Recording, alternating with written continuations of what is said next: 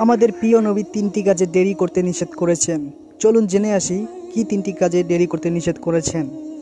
রাসূল সাল্লাল্লাহু আলাইহি ওয়াসাল্লাম ইরশাদ করেছেন, এই তিনটি কাজে তোমরা কখনো দেরি করবে না। 1 নাম্বার, যদি ছেলেমেয়ে প্রাপ্ত বয়স্ক হয়, যদি সঠিক পাত্র এবং প্রার্থী পাওয়া যায় তাদেরকে বিবাহ দিয়ে দাও। ছেলে মেয়েদের যতই তাড়াতাড়ি বিবাহ দেওয়া যাবে তারা ততই তাড়াতাড়ি জিনা ও ব্যভিচার থেকে বাঁচতে পারবে। হাদিস নম্বর 605। 2 নম্বর, যখন নামাজের সময় হয় সঙ্গে সঙ্গে নামাজ আদায় করা উত্তম।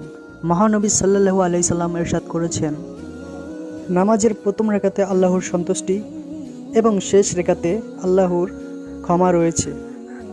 জানাজার নামাজে দেরি করবে না, কেননা মৃত ব্যক্তি যদি জান্নাতি হয় তাহলে তাকে জানাজার দেরি করা মনে করেন জান্নাতের নিয়ামত থেকে তাকে বঞ্চিত করা হলো।